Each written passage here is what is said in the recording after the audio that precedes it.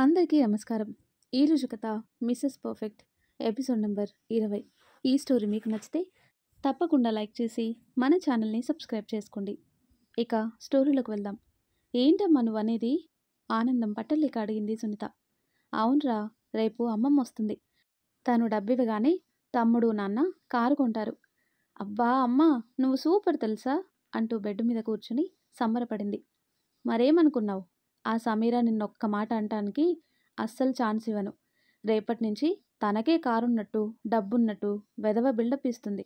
అందుకే ఏదైతే అదైందని మీ నాన్నతో గొడవ పెట్టి కొనటానికి సిద్ధమయ్యాను అంటుంది సుమిత్ర. మంచి పని చేశావమ్మా. మాట్లాడితే చాలు ఈ మధ్యన మా అత్తగారు కూడా సమీరాన్ని చూసి నేర్చుకో అని నాకు నీతులు చెప్తుంది. హా, చెబుతుంది ఎందుకు చెప్పదు? ఈసారి నోరెత్తే ఛాన్స్ లేదు. కారు చూసి మూసుకొని ఉంటుంది. ఆ రవి తిట్లు మామూలే కానీ నువ్వు ముందు వేరే కాపురం పెట్టుకో. లేదంటే మీ అత్తగారు మీ సంపాదన మీద పడి బ్రతుకుతుంది. అవసరమా అని సుమిత్ర అనగానే సుమిత్ర సైలెంట్ అయింది. తనకి రవికి మధ్యన జరిగిన గొడవ తలుచుకొని. ఏంటి, ఏమీ మాట్లాడకుండా సైలెంట్గా ఉన్నావు? ఏం లేదమ్మా, వేరే కాపురం పెట్టే ఆలోచన నాకు లేదు. ప్రస్తుతం నా కాపురం బాగానే ఉంది. మా అత్తమ్మ కూడా నన్ను బాగా చూసుకుంటుంది కదా అంటుంది సునీత. ఓసేయ్ పిచ్చి మొద్దు, ముందు నేను ఒకసారి చెప్పేది విను అని సుమిత్ర ఏదో అనేలోపే నరేష్ గారు ఫోన్ లాక్కొని విసుగ్గా బయటకొచ్చి ఊపిరి పీల్చుకొని వదిలి, అమ్మా సునీత. హా నాన్న చెప్పండి అంది.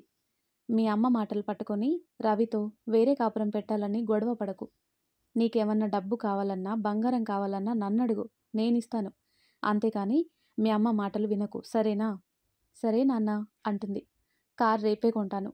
నీకు నచ్చిన కారు తీసుకుందువు. రేపు నువ్వు మాతో పాటు వద్దువు గాని ప్రశాంతంగా ఉండు. టైంకి మందులు వేసుకో. ఏమన్నా తినాలని అనిపించినా సరే నాకు చెప్పు, నేను తీసుకొని వస్తాను, సరేనా? సరే నాన్న. సరే, ఈ టైంలో ఎక్కువ ఫోన్తో ఉండకమ్మా. ఆ ఎఫెక్ట్ బిడ్డ మీద చూపుతుంది. నువ్వు జాగ్రత్తగా ఉండు అని నరేష్ గారు ఫోన్ కట్ చేయగానే సుమిత్ర లోపలే రగిలిపోయింది. కడుపుతో ఉన్న పిల్లకి ఎవరైనా అలాంటి మాటలు చెప్తారా? వేరే కాపురం అంటున్నావు. ఈ మాటలు వాళ్ళింట్లో వాళ్ళకి తెలిస్తే ఏమవుతుందో ఆలోచించావా? అల్లుడి చేత నువ్వు నేను మాటలు పడాలి. ఎందుకు చెప్తున్నానో అర్థం చేసుకో. నీ వయసుకు తగ్గ ఆలోచనలు మంచిగా ఉండాలి కానీ కూతురు కాపురం కూల్చేలా ఉండకూడదు. మరీ రాక్షసంగా తయారవ్వకు అని చెప్పి నరేష్ గారు బయటికి వెళ్ళగానే సుమిత్ర లోపలే మూతి తిప్పుకుంది. నా మాటలు మీకు ఇప్పుడు అర్థం కావు. రేపు మీ కోడలు వేరే కాపురం పెడుతుంది కదా, అప్పుడు అర్థం అవుతుంది అనుకుని లోపలికి వెళ్ళింది. బయటికి వచ్చిన నరేష్ గారికి ఏదో మూలన టెన్షన్. లోన్ అయితే తెచ్చాను కానీ ప్రతి నెల కట్టాలి కదా, అది చిన్న విషయమైతే కాదు. ఏదోటి చేసైనా బ్యాంకులో అప్పు తీర్చాలి. అంతేకాదు బంగారం ఇప్పుడు కొనాలంటే కొనలేము అని మనసులోనే ఆందోళన పడ్డారు. ఆ తర్వాత కట్ చేస్తే మరుసటి రోజు సుమిత్ర వాళ్ళమ్మ దేవిగారు 3 లక్షలు డబ్బులు పట్టుకొని ఇంటికొచ్చారు. పొద్దున్నే ఆవిడ రావడంతో కార్తీక్ అందరూ ఇంట్లోనే ఉన్నారు.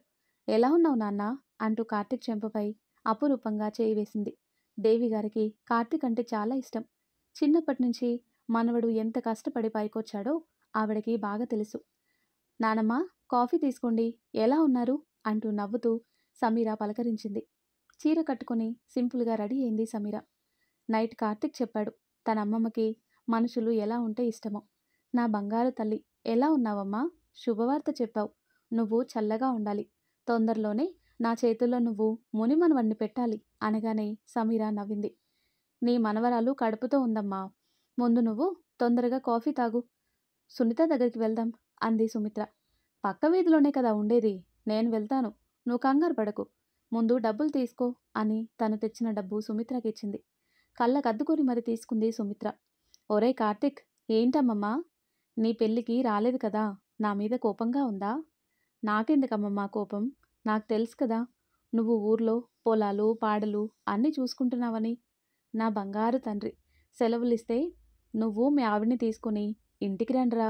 2 రోజులు ఉండొద్దురు. ఎప్పటినుంచి అడుగుతున్నానో తెలుసా మీ అమ్మని. ఈ పాటికి 100 సార్లైనా అడుగుంటాను అంది దేవి. అమ్మమ్మ మాటలు విని సుమిత్ర వైపు చూశాడు. డబ్బు కట్టలు లెక్క పెట్టుకునే పనిలో ఉంది. వస్తానమ్మమ్మా, ఈ నెలలో 2 సెలవులున్నాయి. సమీరాన్ని తీసుకుని వస్తాను అని అరగంట వరకు ఆమెతో మాట్లాడి ఆఫీస్కి వెళ్ళాడు కార్తీక్. సమీర ఆవిడకి టిఫిన్ పెట్టి ఆవిడ పక్కనే కూర్చుంది. సమీరా, ఏంటి నానమ్మా, నువ్వు చాలా నీరసంగా ఉన్నావు. ముందు వెళ్ళి కాసేపు పడుకో. పర్లేదు నానమ్మ, ఏం పర్వాలేదు, ముందు వెళ్ళి పడుకో అని దేవి అనగానే తన రూమ్కి వెళ్ళి పడుకుంది సమీర. సమీర పడుకుంది కానీ 2 వాంతులయ్యేసరికి నీరసం వచ్చి బెడ్ మీద కూర్చుంది. తనకంతా ఏదోలా అనిపించి తలని వెనక్కి వాల్చి కళ్ళు మూసుకుంది. సమీర చెవికి దేవి, సుమిత్ర గారు మాట్లాడుకుంటున్న మాటలు వినిపిస్తున్నాయి. ఏంటి నువ్వనేది? అవునమ్మా, నేను సునీత గురించి ఆలోచిస్తుంటే ఈయన నన్ను తప్పుగా అర్థం చేసుకుంటున్నారు అని వాళ్ళ మధ్యన జరిగిన గొడవంతా చెప్పింది. అంతా విన్న దేవిగారు మౌనంగా ఉన్నారు. ఏంటమ్మా సైలెంట్గా ఉన్నావు? కూతుర్ని ఏమని తిట్టాలో తెలియక సైలెంట్గా ఉన్నాను అంటుంది. ఏంటమ్మా నువ్వనేది? కోపంగా అంది సుమిత్ర. నీ మనస్సు, మెదడు సునీత గురించి ఎక్కువ ఆలోచిస్తున్నాయి ఈ మధ్యన. నువ్వు నాతో సునీత గురించి చెప్తున్నావు కానీ కార్తీక్ గురించి చాలా తక్కువ చెప్తున్నావు. చూడు, కూతురు అత్తింట్లో గౌరవంగా ఉండాలి అని పెట్టడంలో తప్పులేదు. అంతకంటే ముందు ఇంట్లో పరిస్థితి గురించి ఆలోచించు. కార్తీక్ ఒక్కడే కదా భారమంతా మోసేది. మీ ఆయన బంగారం అయితే తాకట్టు పెట్టాడు, పర్వాలేదు. మరి ప్రతి నెల బ్యాంకులో ఆ డబ్బు ఎలా కడతారు అల్లుడు అని అడుగుతుంది. ఎలా కడతారంటావేమమ్మా? ఉన్నాడు కదా మీ మనవడు, వాడికి జీతం పెంచారు కదా, ఒక 20,000 ఎలానో కడతాడు కదా తెలివిగా అంది. కొడుకు మీద ఎంతకాలం అని ఆధారపడి బ్రతుకుతావు? కొంచెమైనా బుద్ధుందా నీకు? రేపు నువ్వు అల్లుడు మంచన పడితే చూడాల్సింది వాడే కదే. వాడి దగ్గర నువ్వే అంతా ఊడ్చేస్తే రేపు వాడు పెళ్ళానికి, బిడ్డలకి ఎలా తెచ్చి పెడతాడు? కొంచెమైనా వాడి సంసారం గురించి ఆలోచించావా? ఇప్పటి వరకు అప్పులు తీర్చాడు, అవన్నీ చాలవన్నట్టు ఇదిగో మళ్ళీ అప్పు. నీకసలు బుద్ధుందా అని దేవిగారు కోపంగా అనగానే సుమిత్ర రోషంగా చూసింది. అమ్మా, ఏమైంది నీకు అలా మాట్లాడుతున్నావు? నువ్వు నాకింత వయసు వచ్చినా కూడా పెట్టడం లేదా? అలానే నేను నా కూతురికి పెడితే తప్పేంటి అంటుంది సుమిత్ర. భలే మాట్లాడుతున్నావు సుమిత్ర. నేను పెడుతున్నాను, కాదని అనటం లేదు. కానీ నువ్వు ఆలోచించాల్సింది ఇంట్లో పరిస్థితి. నా ఇంట్లో పరిస్థితికి ఏంటమ్మా, అంతా బానే ఉంది కదా అంటుంది సుమిత్ర. అల్లుడికి ఉద్యోగం లేదు, వయసైంది. మీ పేరున ఉన్న 10 ఎకరాలు పిల్లలిద్దరికీ సమానంగా పంచారు. ఇంకా బంగారం పిల్లలిద్దరికీ ఇవ్వాలి. కానీ టైం వచ్చినప్పుడు ఇద్దామని మీ దగ్గరే పెట్టుకున్నారు. సరే, ఇంట్లో పరిస్థితి బాగుంది. మరో 3 నెలలు పోతే సునీతకి కాన్పు వేయాలి. పుట్టే బిడ్డకి కాస్తైనా బంగారమని ఇంకా పెట్టాల్సినవన్నీ పెట్టాలి. అవన్నీ కార్తీక్ చూస్తాడు అంటావు. చూస్తాడు, తప్పులేదు. మరి ఇంట్లో బత్తాలు గడవాలి. ఇంకా సమీర కడుపుతో ఉంది. ఒక భర్తగా తను ఆలన పాలన చూడాలి. వాడికి బిడ్డ పుడితే వాడికేమన్నా పెట్టాలి. ఇంత ఖర్చు కాకుండా నెలకి బ్యాంకులో అప్పు కట్టాలి. ఇవన్నీ కార్తీక్ మీదే మోపుతాను అంటున్నావు. నీకేమన్నా మంచిగా అనిపిస్తుందా? అమ్మా, వాడికి వచ్చేది 70,000. 50,000 బ్యాంకులో కట్టేస్తూ మిగిలిన 20,000 ఇంట్లో ఖర్చులకు ఉంటాయి కదా అంటుంది. మహా గొప్పగా చెప్పావు. నువ్వు నీ చావు తెలివితేటలు. బుద్ధి మార్చుకో, లేదంటే దిక్కుమాలిన బ్రతుకొస్తుంది. మంచిగా ఉండు. కొడుకునొకలా కూతుర్నొకలా కాదు చూడటం. ఇద్దరినీ సమానంగా చూడు, లేదంటే అందరినీ దూరం చేసుకుంటావు. అర్థమైందా? అమ్మా అంటుంది సుమిత్ర. చెప్పాల్సింది చెప్పాను. కోడలు నీరసంగా ఉంది కదా, ముందు నువ్వు తనని హాస్పిటల్కి తీసుకొని వెళ్ళు. నేనెందుకు తీసుకొని వెళ్తానమ్మా? వాళ్ళ అమ్మ వాళ్ళు వచ్చి తీసుకొని వెళ్తారు. నేను తీసుకొని వెళ్తే అదే అలవాటయ్యి డబ్బులు ఖర్చులు పెట్టరు. అర్థమైందా? అవునా? మరి నీ కూతురికి ప్రతి నెల కార్తీక్ 5,000, 10,000 ఖర్చు పెడుతున్నాడు. అది నీ కోడలి డబ్బు కాదా అంటుకునేలా అడిగింది దేవి. వింటున్న సమీర దేవిగారికి మనసులోనే ఎక్కడలేని గౌరవం ఇచ్చింది. భలే అడిగావు నానమ్మ అనుకుంది. కోడలి డబ్బు ఎలా అవుతుందమ్మా? అది కార్తీక్ కష్టపడి సంపాదిస్తున్న డబ్బు. తనేం చేస్తుంది? 3 పూట్ల తిని కూర్చుంటుంది కాబట్టి తన డబ్బు ఎలా అవుతుంది? అవునా? మరి నువ్వేం చేస్తున్నావు? జాబ్ చేస్తూ నెలకి 30,000 సంపాదించి మీ ఆయన చేతుల్లో పెడుతున్నావా? సూటిగా అడిగింది. ఏంటమ్మా మాటలతో దెప్పి పొడుస్తున్నావు అంటుంది సుమిత్ర. నేనెక్కడ దెప్పి పొడుస్తున్నాను? ఉన్నమాటే కదా అన్నాను. నువ్వే పని చెయ్యవు, కానీ కొడుకు డబ్బు మీద హక్కు ఉంది అంటున్నావు. తల్లిగా నీకు హక్కు ఉంటుంది. మరి భార్యగా సమీరాకెందుకు హక్కు ఉండదు? నువ్విలా తిక్కగా మాట్లాడుతూ అల్లుడు దగ్గరే కాదు, కొడుకు దగ్గర కూడా లోకు అవుతావు. బాగా గుర్తుపెట్టుకో. అయినా నీ బుద్ధి ఎందుకు మారిందో నాకు అర్థం కావట్లేదు, కానీ గుర్తుపెట్టుకో, నువ్వు మంచాన పడితే చూసేది నీ కోడలు. అర్థమైందా అంటారు దేవిగారు. కోడలు ఎప్పటికీ కూతురు కాలేదమ్మా. ఆ విషయం నువ్వు గ్రహించటం లేదు అంది సుమిత్ర. ఎందుకు కాలేదు? అది మనం చూసుకునే పద్ధతిని బట్టుంటుంది, తీరును బట్టుంటుంది. నీకు చెప్పాల్సింది చెప్పాను. నేను అల్లుడిని తీసుకొని సునీత దగ్గరికి వెళ్తాను. ముందు సమీరకి నిమ్మరసం ఇవ్వు, వాంతులు అవుతున్నాయి కదా. సరే అమ్మా అని సుమిత్ర వంటగదికి వెళ్ళింది. ఆ మాటలన్నీ విన్న సమీర తన అత్తగారి మనస్తత్వం పూర్తిగా అర్థం చేసుకుని తనలో తానే నవ్వుకుంది. ఆ తర్వాత కట్ చేస్తే, ఏంటత్తమ్మా ఇలా వచ్చారు అంటూ కూర్చున్నవాడల్లా పైకి లేచాడు నరేష్. సునీత దగ్గరికి తీసుకుని వెళ్ళల్లుడు అంటుంది. సరే అత్తమ్మ పదండి అని బండి తీశాడు. బండి మీద ఎందుకు అల్లుడు, పక్క వీధిలోనే కదా, వెళ్దాం పదా అని ఇద్దరూ బయటికి నడిచారు. దేవిగారు ఆలోచిస్తూ అల్లుడి వైపు చూసి నవ్వుకొని, ఏంటి అల్లుడు ఏదో ఆలోచిస్తున్నావు, ఏంటి విషయం? ఏం లేదత్తమ్మా, ఏమీ ఆలోచించటం లేదు అంటారు. ఏమీ ఆలోచించటం లేదా, నిజం చెప్పు. బ్యాంకులో అప్పు కోసం ఇటు సునీత సమీరాల కాన్పు గురించే కదా నువ్వు ఆలోచిస్తుంది? అవునత్తమ్మా, ఏం చేయను, ఈ మధ్యన సుమిత్ర అర్థం చేసుకోవటం లేదు. సమీర పుట్టింటి వాళ్ళని చూసి తన మైండ్ సెట్ని మార్చుకొని ఒక్కోసారి మూర్ఖంగా ప్రవర్తిస్తుంది అత్తమ్మా అని సుమిత్ర గురించి చెప్పాడు. అంతా విన్న దేవిగారు మనసులోనే బాధపడ్డారు. తన మాటలకి నువ్వు 2 పీకి బుద్ధి చెప్పాలి కానీ నువ్వు తనని వెనకేసుకొని వస్తే ఇక్కడ కార్తీక్ మనసు విరిగిపోతుందల్లుడు. ఆ విషయం నీకు అర్థమవుతుందా? నాకు తెలుసత్తమ్మా, అందుకే సుమిత్రకి కోపం వస్తున్నా ఇద్దరికీ న్యాయం చేస్తున్నాను. లేదంటే కారు కోసం కార్తిక్కి మీరిచ్చిన బంగారం తాకట్టు పెట్టమంది. ససేమిరా ఒప్పుకోలేదు, అందుకే మిమ్మల్ని డబ్బులు అడిగింది. నాకు తెలుసల్లుడు, కానీ నువ్వేమీ అప్పు గురించి టెన్షన్ పడకు. నేనొక విషయం చెప్తాను, గుర్తుపెట్టుకో. పిల్లలు పుట్టాక ఎవ్వరి మనసైనా మారుతుంది. నా ఇల్లు నా సంసారం అన్న ఆలోచన ఖచ్చితంగా వస్తుంది. అనుభవం ఉన్నవాడివి, నీకు ఆ విషయం నేను చెప్పక్కర్లేదు. రేపు సునీత రవితో గొడవపడి ఖచ్చితంగా వేరే కాపురం పెడుతుంది. చివరికి కార్తీక్ కూడా అన్నింటినీ నువ్వే ఎదుర్కోవాలి. కాబట్టి ఇప్పటి నుంచే నువ్వు ధైర్యంగా ఉండు. అప్పు ఇటు నువ్వు బ్రతకాలి అన్నా నీకంటూ దారి ఉండాలి కదా అంటుంది. ఆలోచించానత్తమ్మా, నేనెప్పుడూ ముందు జాగ్రత్తలోనే ఉన్నాను. మీరు నాకు 4 ఎకరాల పొలం ఇచ్చారు కదా, అందులో 1 ఎకరం పొలం అమ్మేసి అప్పు తీర్చి 4 పాడల్ని కొనాలి. ఎందుకంటే రేపు కార్తీక్ సునీత పిల్లలకి సమానంగా పెట్టాలి కదా. ఈ విషయం నేనింకా సుమిత్రతో చెప్పలేదు. చెప్తే బంగారం అంటూ ఇంకా కోరికలు కోరుతుంది అన్నాడు నరేష్. నువ్వు తీసుకున్న నిర్ణయం మంచిదల్లుడు. సుమిత్రకి బుద్ధి చెప్పాల్సింది నువ్వే, లేదంటే తను అందరి దృష్టిలో మరింతగా దిగజారిపోయే ప్రమాదం ఉంది అని సునీత ఇంటికొచ్చారు. మంగాదేవి గారు ఎంతో ప్రేమగా దేవిగారిని పలకరించి లోపలికి ఆహ్వానించారు. సునీత, సునీత, ఏంటత్తమ్మా అంటూ రూమ్ నుంచి బయటికొచ్చి దేవిగారిని చూడగానే షాక్ అవింది.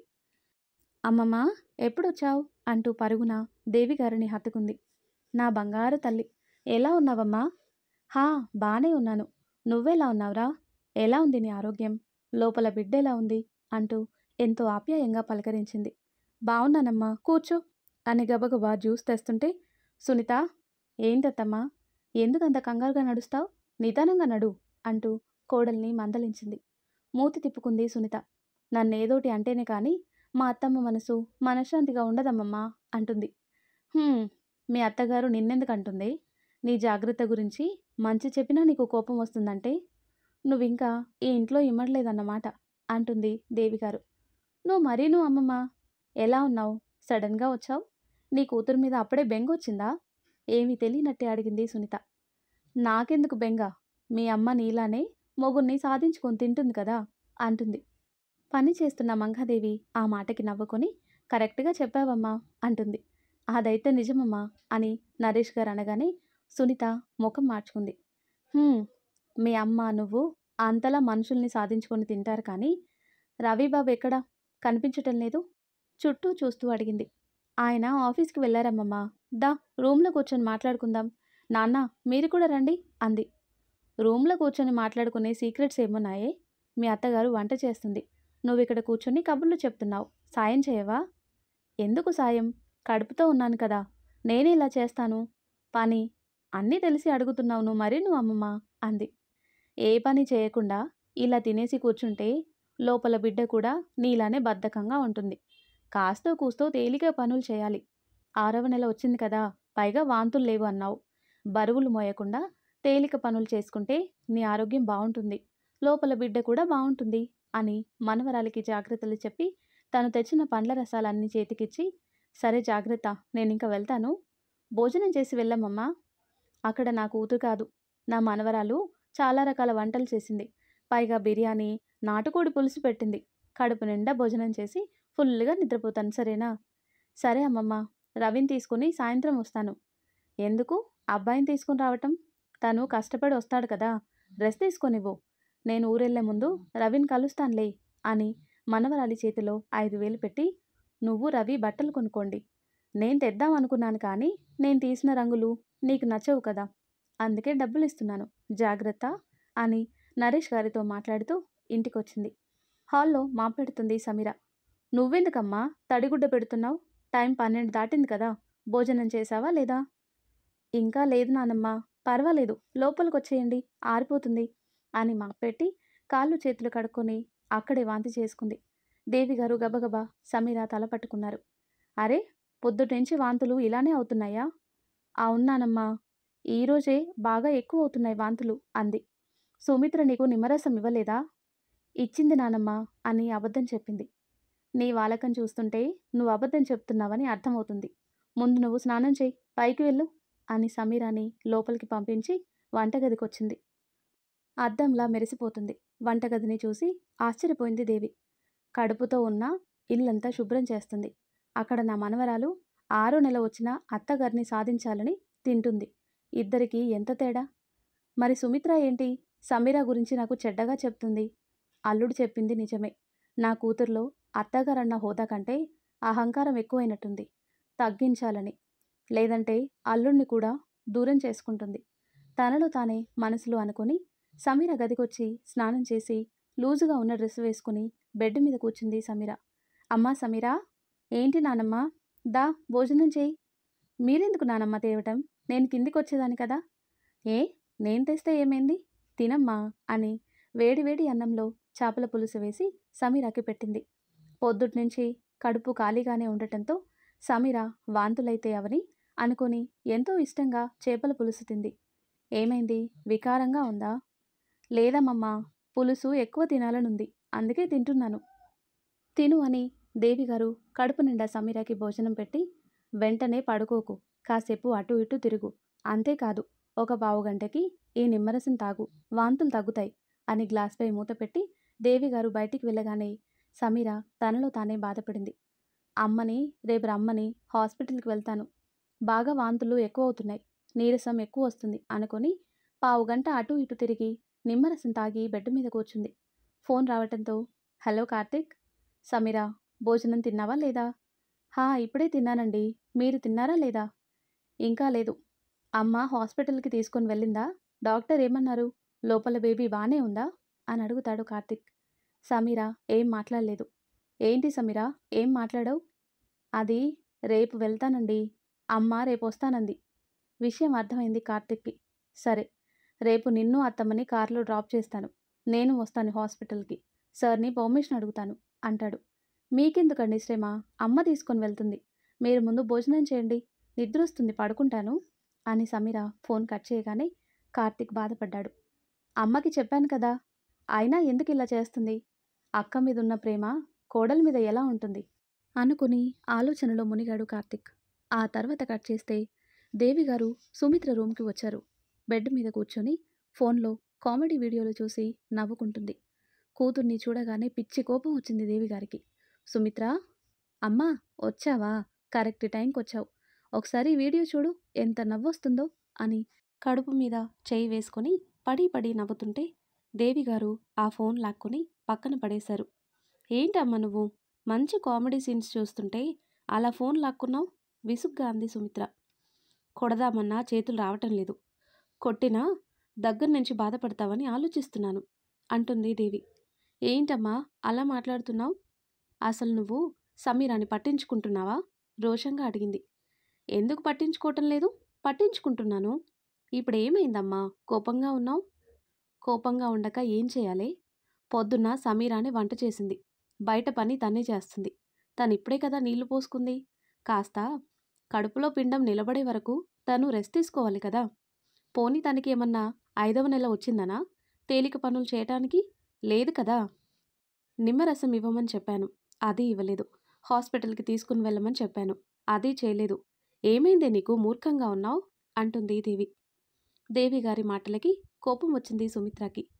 ఏంటమ్మా అలా మాట్లాడుతున్నావు, నేను వద్దని చెప్తున్నా తను పనిచేస్తే నేనేం చేయను అంటుంది. నువ్వు పట్టించుకోకపోతే తను మాత్రం ఏం చేస్తుంది? మంచి కుటుంబం దొరికింది కార్తిక్కి. ఆ విషయం దృష్టిలో పెట్టుకో. మరీ చాదస్తంగా తయారవ్వకు. అయినా ఈ టైంలో ఫోనేంటి? అల్లుడికి భోజనం పెట్టు, దా బయటికి అని కూతుర్ని కసిరి బయటికి వచ్చింది. ఆ మాటలన్నీ విన్న నరేష్ గారు ఆలోచనలో పడ్డారు. చూస్తుంటే సుమిత్ర సమీరాని పట్టించుకోదు. కడుపుతో ఒకటుంది కదా, ఈ టైంలో తనని జాగ్రత్తగా చూసుకోవాలి అనుకుని సమీర గదికొచ్చారు. బెడ్ మీద అప్పుడే పడుకుంది సమీర. అమ్మా సమీరా, మావయ్య అంటూ పైకి లేచింది. కూర్చోమ్మా, డాక్టర్ గారి దగ్గరికి వెళ్దాం. రెడీ అవ్వు, ఈలోపు నేను భోజనం చేస్తాను. మావయ్య, రేపు అమ్మ వచ్చి హాస్పిటల్కి తీసుకుని వెళ్తాను అంది అంటుంది సమీర. ఏ, నేను తీసుకొని వెళ్ళకూడదా? రెడీ అవ్వు తల్లి, ఒక అరగంటలో బయలుదేరదాం అని ఆయన బయటకొచ్చారు. ఏంటండి సమీర గది నుంచి చూస్తున్నారు? నవ్వుతూ అడిగింది సుమిత్ర. సమాధానం ఇవ్వలేదు నరేష్ గారు. ఫోన్ తీసుకుని డ్రైవర్కి కాల్ చేసి అరగంటలో ఇంటికి రా అని చెప్పి ఫోన్ కట్ చేశాడు. కారు ఎందుకండి, అసలు ఏం చేస్తున్నారు మీరు? సమీరాని హాస్పిటల్కి తీసుకొని వెళ్దామని కార్ డ్రైవర్కి ఫోన్ చేశాను అని చైర్లో కూర్చుంటూ చెప్పారు. మీరు తీసుకుని వెళ్ళటం ఏంటండి, నేనున్నాను కదా. హాస్పిటల్కి కారు ఎందుకండి, కొత్త కారు ఉంది కదా, అందులో కోడల్ని తీసుకొని వెళ్దాం అంటుంది సుమిత్ర. కార్ అప్పుడే బయటికి తీసుకొని వెళ్ళను. కార్తిక్ పూజ చేయించుకొని అప్పుడు డ్రైవ్ చేస్తానన్నాడు. అయినా పొద్దున తనని హాస్పిటల్కి తీసుకుని వెళ్ళమని వాడు చెప్పాడు కదా, మరెందుకు నువ్వు తనని తీసుకుని వెళ్ళలేదు? కాస్త కోపంగానే అడిగారు నరేష్ గారు. ఎలా తీసుకొని వెళ్తాను? వాడు కానీ మీరు కానీ నాకేమైనా డబ్బులు ఇచ్చారా? తెలివిగా అడిగింది. నీ దగ్గర డబ్బులు లేవా? నా దగ్గర డబ్బులు ఎలా వస్తాయండి? మీరిస్తేనే కదా నా దగ్గర డబ్బులుండేది. చేతికి డబ్బులు ఇవ్వకుండా మీరందరూ బయటికి వెళ్ళిపోయారు. తిరిగి నా మీద గొడవకి వస్తున్నారా అంటుంది సుమిత్ర. సరే, తప్పు నాదే. అత్తమ్మ నీకు కారు కోసం 3 లక్షలు ఇచ్చారు కదా, ఆ డబ్బు ఎక్కడ పెట్టావు? ఇంకెక్కడ పెట్టానండి, లాకర్లో పెట్టాను. అందులో 10,000 ఇవ్వు, కోడల్ని హాస్పిటల్కి తీసుకొని వెళ్తాను. అత్తమ్మ, సమీరాకి తోడుగా మీరొస్తారా అని అడిగాడు. వస్తాను బాబు, ఎందుకు రాను అంటుంది. నేనున్నాను కదండి, మా అమ్మనెందుకు తీసుకొని వెళ్ళటం? భోజనం వడ్డిస్తూ అంది. ఎందుకు? తీరా హాస్పిటల్కి వెళ్ళొచ్చాక కాళ్ళ నొప్పులు తలనొప్పి అంటూ మంచం ఎక్కి కూర్చుంటావు. అదో బాధ మళ్ళీ. నువ్వు ఇంట్లో పని చూసుకో, నేను అత్తమ్మని తీసుకొని వెళ్తాను అని భోజనం చేసి తన రూమ్కి వచ్చారు. సుమిత్ర పైకి మామూలుగా ఉన్నా లోపల మాత్రం చాలా ఉడికిపోతుంది. 3 లక్షల్లో 10,000 తీయటం ఏమాత్రం తనకి నచ్చటం లేదు. కానీ తప్పక డబ్బులు తీసిచ్చి లాకర్ వేస్తుంటే, నేను వేస్తాను, నువ్వు పక్కకు జరుగు అని లాకర్ వేసి కీ ఆయన జేబులో పెట్టుకున్నారు. కీ నాకు ఇచ్చేయండి, మీ దగ్గర ఎందుకు అంటుంది సుమిత్ర. నా దగ్గరే పెట్టుకుంటాను. ఇకపై నీకేం కావాలన్నా నన్నడుగు, నేనిస్తాను. అంతేకాని గొడవలు మాత్రం వద్దు అని చెప్పి బయటికి నడిచారు. ఏమైంది ఈయనకి? లాకర్ తాళాలు కూడా ఈయన దగ్గర పెట్టుకున్నారు. చెప్తాను ఈయన సంగతి. నా కూతుర్నేమో ఆటోలో తీసుకొని హాస్పిటల్కి వెళ్ళటం, బయట నుంచి వచ్చిన ఈవిడ గారిని కార్ పెట్టించి హాస్పిటల్కి తీసుకొని వెళ్ళటం, ఇదెక్కడి న్యాయం? ముందు ఈ విషయం నేను నా కూతురికి చెప్పాలి. అప్పుడు కానీ సమీరా ఏంటో తనకి అర్థం కాదు అనుకుని వెంటనే సునీతకి ఫోన్ చేసి విషయం చెప్పింది. అంతా విన్న సునీత లోపలే రగిలిపోయింది. చాలమ్మా, ఇన్ని రోజులు మీకు నేనే సర్వస్వం అనుకున్నాను, కానీ కోడలి తర్వాతే మీకేదైనా అని ఈ రోజుతో నాకు అర్థమైంది. కోడలి మీద కొడుకు మీద నాన్నకి ఎందుకంత ప్రేమో నాకు అర్థం కావట్లేదు. పోనీలే, నాకు దక్కలేని భాగ్యాలన్నీ మీ గారాల కోడలికి దక్కుతున్నాయి. కూతురు బయటిది, కోడలు దగ్గరిది కదా, ఉంటాను అని సునీత ఫోన్ కట్ చేయగానే సుమిత్ర నిట్టూర్చుతూ, దీనికి ఇలా అర్థమైందా? నేను చెప్పేది కనీసం పూర్తిగా కూడా అర్థం చేసుకోలేదు అనుకుని మంచంపై పడుకుంది. కానీ సుమిత్రకి తెలియటం లేదు తన మాటల కారణంగా సునీత కార్తిక్ మధ్యన విరోధం వస్తుంది అని. సమీరాని కారులో హాస్పిటల్కి తీసుకుని వెళ్లారు నరేష్ గారు, దేవి గారు. దగ్గరుండి డాక్టర్కి చూపించారు. సమీరా, మీరు జాగ్రత్తగా ఉండాలి. ఇప్పుడు మీకు 2nd మంత్ రన్ అవుతుంది. లోపల పిండం చాలా వీక్గా ఉంది. మీరు రెస్ట్ తీసుకోవాలి. ఎక్కువ పని చేయకండి. 3వ నెల దాటే వరకు మీరు చాలా కేరింగ్ తీసుకోవాలి. కడుపు లోపల ప్రాణం మీరు తీసుకునే జాగ్రత్తలోనే ఉంది అని డాక్టర్ అనగానే సమీర కంట్లో గిర్రున నీళ్లు తిరిగాయి. డాక్టర్, ఏంటి మీరు అనేది? బాధపడుతూనే అడిగింది సమీర. అవునమ్మా, నువ్వు అసలు ఏ పని చేయకూడదు. నువ్వు తీసుకునే ఫుడ్ ఇంకా జాగ్రత్తని బట్టే లోపల బేబీ బాగుండేది, లేదంటే అబార్షన్ అయ్యే ఛాన్స్ ఎక్కువ ఉంది అని డాక్టర్ అనగానే సమీర బాధగా దేవి గారి వైపు చూసింది. నా మనవరాలు జాగ్రత్తగానే ఉంటుంది డాక్టర్ గారు. మీరు మంచి మందులు రాయండమ్మా అని దేవిగారు అనగానే డాక్టర్ నవ్వుతూ, చూడండి, మందులు నేను రాస్తాను, మంచివే రాస్తాను. కానీ తను చాలా జాగ్రత్తగా ఉండాలి. లేదంటే మీ ఇష్టం. నేను చెప్పాల్సిందైతే చెప్పాను అని డాక్టర్ మందులు రాసివ్వగానే సమీర, దేవిగారు బయటకొచ్చారు. ఏ అమ్మా, ఏమన్నారు డాక్టర్ గారు? లోపల బేబీ అంతా బానే ఉందా అని అడిగారు నరేష్ గారు. మావయ్య అంటూ బాధగా చూసింది సమీర. కంగారు పడ్డారు నరేష్ గారు. ఏమైంది తల్లి? నీ కంట్లో ఆ నీళ్ళేంటి? అత్తమ్మ, అసలేం జరిగింది? కంగారు పడకు నరేష్. లోపల పిండం కొంచెం వీక్గా ఉందని చెప్పారు. ఏ పని చేయకుండా నెల రోజులంటే 3వ నెల దాటే వరకు సమీర జాగ్రత్తలు తీసుకోవాలి. టైంకి మెడిసిన్, ఫుడ్ తీసుకుని రెస్ట్ తీసుకుంటే సరిపోతుంది. అవునా అత్తమ్మ, ఈ విషయం నేను చెప్పినా మీ అమ్మాయి అస్సలు నమ్మదు. కాబట్టి తనతో మీరే మాట్లాడండి అంటాడు. నేను మాట్లాడతాను నరేష్, నువ్వేం బాధపడకు. సమీరా, పద అని సమీరాని కారెక్కించి, సమీరా, నువ్విక్కడే ఉండు, జ్యూస్ తీసుకుని వస్తాను. ఇప్పుడెందుకు నానమ్మా అంది. పర్వాలేదు కూర్చో అని దేవిగారు పక్కనే ఉన్న జ్యూస్ షాప్కి వెళ్ళారు. అత్తమ్మ, నిజం చెప్పండి, సమీర ముఖంలో అసలు సంతోషం లేదు. ఏమన్నా సమస్యనా? అలాంటిదేమీ లేదల్లుడు. కాకపోతే లోపల పిండం చాలా అంటే చాలా వీక్గా ఉంది. సమీర ఏ మాత్రం బరువు పని చేసినా అబోర్షన్ అవుతుంది అత్తమ్మా అన్నాడు బాధగా. సుమిత్రకి అర్థమయ్యేలా అన్నీ నేను చెప్తాను. తాను మాట వినకపోతే సమీరాని వాళ్ళ పుట్టింటికి పంపించడం మంచిది అంటుంది. సరే అత్తమ్మా, అలాగే చేద్దాం అని ఇద్దరు మాట్లాడుకుని కారెక్కి సమీరకి జ్యూస్ ఇచ్చారు. సమీర ముఖంలో కొంచెం కూడా సంతోషం లేదు. డాక్టర్ ఉన్నదున్నట్టు ముఖం మీదే చెప్పేసరికి ఆమె మనసులో ఉన్న ఆనందం అంతా ఆవిరైపోయింది. సమీరా, చూడు, డాక్టర్ మాటలు పట్టుకుని నువ్వు అలా ఉంటే ఎలా? టైంకి మందులు తిండి తింటేనే నువ్వు బిడ్డ బాగుండేది. అర్థం చేసుకోమ్మా.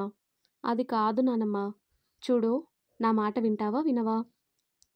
నీ బిడ్డ కోసమైనా ఈ జ్యూస్ నువ్వు తాగాలి అని దేవిగారు అనగానే సమీర తాగింది. దేవిగారి మనసుని బాధ పెట్టడం ఇష్టం లేక. ఆ తర్వాత కట్ చేస్తే కార్ డ్రైవర్కి డబ్బులిచ్చి లోపలికొచ్చారు నరేష్ గారు, దేవిగారు, సమీర. హాల్లో కూర్చుని కాఫీ తాగుతున్న సుమిత్ర, దేవి నరేష్ గారి చేతిలో కవర్స్ చూసి, బాబోయ్, అన్ని పండ్ల రసాలేంటి? బయట మార్కెట్ అంతా కొనేశారా? 10,000 ఖర్చు పెట్టేసినట్టున్నారు అనుకొని తనలో తానే గోలగోల చేసింది. ఇదేనా రావటం? మంచినీళ్ళివ్వనా అని నవ్వుతూ నరేష్ గారిని అడిగింది. ముందు కోడలికి కాళ్ళు కడుక్కోటానికి నీళ్ళివ్వు, ఆ తర్వాత నా పనులు చేద్దు గాని సీరియస్గా అన్నారు. అలానే అండి. అమ్మ సమీరా, కాళ్ళు కడుక్కొని లోపలికి రా తల్లి. ఆగు సుమిత్ర, ముందు తనకి దిష్టి తీ అని దేవిగారు అనగానే తల్లి వైపు ఎగాదిగా చూసి, ఇప్పుడు దిష్టి తీయకపోతే ఏం కొంపలు మునిగిపోతాయో మరి అనుకొని మూతి తిప్పుకొని సమీరాకి దిష్టి తీసింది. ఎవరితోనూ మాట్లాడకుండా తన గదికి వెళ్ళింది సమీర. అదేంటి అలా సైలెంట్గా లోపలికి వెళ్ళిపోయింది? అందరికీ కాఫీ ఇస్తుందనుకుంటే అంటుంది సుమిత్ర. ఏయ్, ఇంకా నీకు సేవలు చేయడానికి తనేమన్నా ఒట్టి మనిషినా? చూడు, పనులికపై నువ్వు చూసుకో. సమీరాకి 2 నెలల వరకు ఏ పని చెప్పకు, అర్థమైందా అన్నారు నరేష్ గారు. ఏంటండి మీరు? నిన్నటి నుంచి చూస్తున్నాను.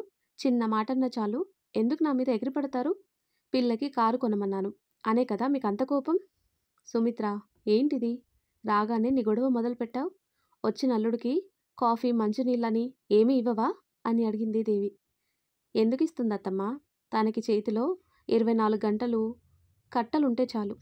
ఎదుటి వాళ్ళు ఏమైపోయినా పర్వాలేదు అంటూ సోఫాలో కూర్చున్నారు నరేష్ గారు. బైక్ పార్క్ చేసి లోపలికొచ్చాడు కార్తిక్. ఏంటి నాన్న, ఇప్పుడేనా రావటం? సుమిత్ర, కార్తిక్ వచ్చాడు. కాస్త మంచినీళ్ళివ్వు. నేను తాగుతానమ్మమ్మా అని ఫ్రిడ్జ్లో ఉన్న బాటిల్ తీసుకొని వాటర్ తాగి దేవి గారి పక్కన కూర్చున్నాడు. ఏంటి నాన్న, బాగా నీరసంగా ఉన్నావు? ఏం లేదమ్మమ్మా, వర్క్ ఎక్కువ అవుతుంది. సమీరా ఏది? తను రూమ్లో రెస్ట్ తీసుకుంటుంది అని సుమిత్ర తెచ్చిన కాఫీ కప్స్ కార్తిక్ చేతికిచ్చి, తను నువ్వు కూర్చుని తాగండి, ఫ్రెష్ అయ్యి కిందికి రా నాన్న, నీతో బోలెడు మాటలు చెప్పాలి అంటుంది. పర్వాలేదమ్మమ్మా, ఇప్పుడు చెప్పు అన్నాడు. స్నానం చేసి రానన్నా. సరే అమ్మమ్మా అని నరేష్ గారిచ్చిన స్నాక్స్ ప్లేట్ తీసుకుని రూమ్కి వచ్చాడు. బయట లాన్లో కూర్చుని దీర్ఘాలోచనలో ఉంది సమీర. నేరుగా ఆమె దగ్గరికి వచ్చి చేతిలో ఉన్న ట్రే పక్కన పెట్టి గాఢంగా ఆమెని హత్తుకున్నాడు. అప్పటి వరకు మనసులోనే దాచుకున్న బాధని కన్నీటి రూపంలో బయటపెట్టింది సమీర. ఆమె ఎందుకు ఏడుస్తుందో తెలియక కంగారు పడ్డాడు కార్తిక్. సమీరా, ఎందుకు ఏడుస్తున్నావు? అమ్మేమన్నా అందా? లేదండి. ఈరోజు నేను హాస్పిటల్‌కి వెళ్ళాను. మామయ్య గారు, నానమ్మ తీసుకొని వెళ్లారు. అవునా? ఏమన్నారు డాక్టర్? అంటూ అంతలోనే ఆగి, లోపల బేబీ అంటూ సమీరాని చూశాడు. తలని అడ్డంగా ఊపుతూ కార్తీక్‌ని హత్తుకుని జరిగిందంతా చెప్పింది. అంతా విన్న కార్తీక్ మనసు భారంగా అయింది. ఏయ్! ఎందుకు ఏడుస్తున్నావు? జరగనందేదో జరిగినట్టు.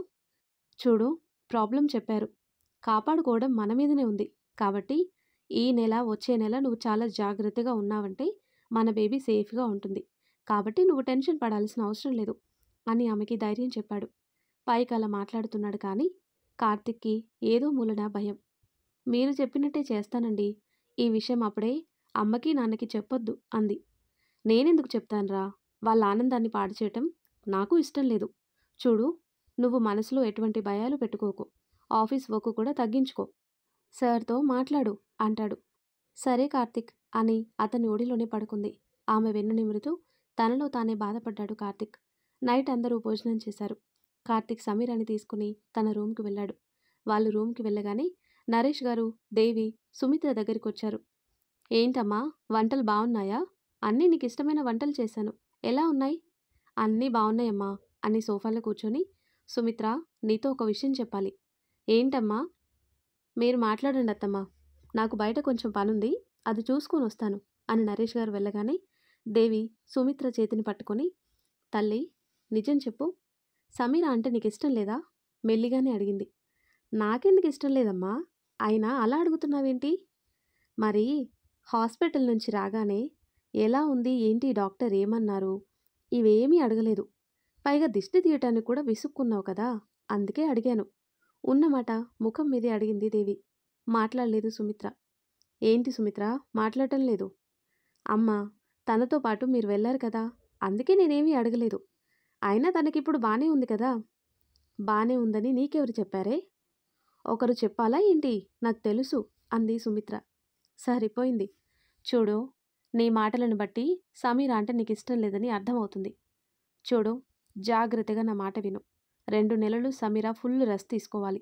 అంతేకాదు, ఏ పని చేయటానికి లేదు. ఏ మాత్రం చేసినా అబోర్షన్ అయ్యే ఛాన్స్ ఉంది. ఒక రకంగా సునీతకి ముందొచ్చిన పరిస్థితినే సమీరకి వచ్చింది. నువ్వే మాత్రం అశ్రద్ధ చేసినా నువ్వు చాలా మాటలు పడాలి. కొడుకు కోడల్ని దూరం చేసుకోవాలి. ఇప్పుడైనా నీ మనసు మార్చుకో. టైంకి తనకి మంచి ఫుడ్ పెట్టు సరేనా? అంటే సమీరాకి అంత ప్రమాదం ఉందా? ఆశ్చర్యంగా అడిగింది సుమిత్ర. అవును. నీ వంశం నిలబడాలి అంటే నీ కోడల్ని నువ్వు అపురూపంగా చూసుకోవాలి అని దేవిగారు అన్ని విషయాలు చెప్పారు. అంతా విన్న సుమిత్ర మౌనంగా ఉంది. ఏంటి మా, ఏం మాట్లాడవు? సరే మా, నా కోడల్ని నేను జాగ్రత్తగా చూసుకుంటాను అంటుంది సుమిత్ర. ఇప్పుడే చెప్తున్నాను, అంతా నీ చేతుల్లోనే ఉంది. లేదమ్మా, నువ్వు ఉన్నదున్నట్టు చెప్పావు కదా! నువ్వు చెప్తుంటే నాకే బాధగా ఉంది. నా కోడలు నీళ్లు పోసుకుందని ఆనందపడ్డాను. కానీ ఆ ఆనందం ఒక్కరోజు కూడా లేదు. ఎందుకమ్మా ఇలా జరిగింది అని బాధగా అంది. ఏం జరిగిందని నువ్వు బాధపడుతున్నావు?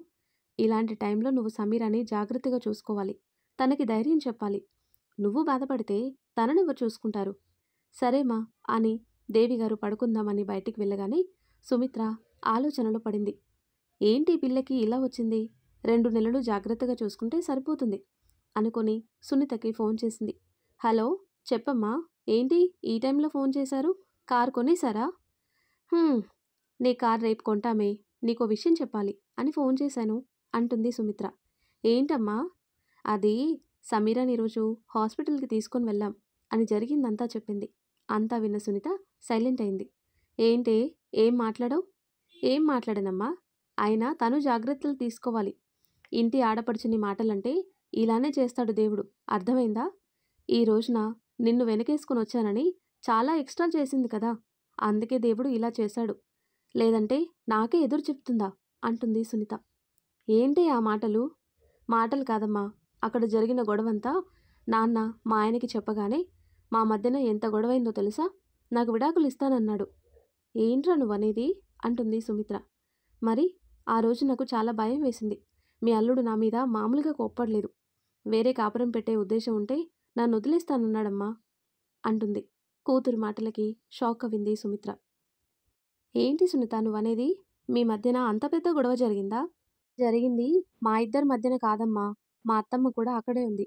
పైగా నీ మీద కూడా కోపం వచ్చింది మీ అల్లుడికి. ఆ టైంలో ఇంటికొచ్చి నీతో గొడవ పడతాను అనుకున్నాడు. కానీ మా అత్తమ్మ ఆయన్ని ఆపింది. అమ్మా లేదంటే పెద్ద పెంటయ్యేది అంది సునీత. అమ్మో అమ్మో, కూతురో అంత జరిగినా నాకెందుకు చెప్పలేదు అంటూ గుండెలు బాదుకుంది సుమిత్ర.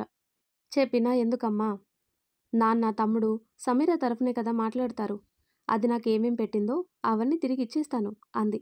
ఏమీ అవసరం లేదు. తను ప్రేమతోనే కదా నిన్ను చూసింది అంటుంది సుమిత్ర. ఏమో అమ్మా, అదంతా నాకు తెలీదు.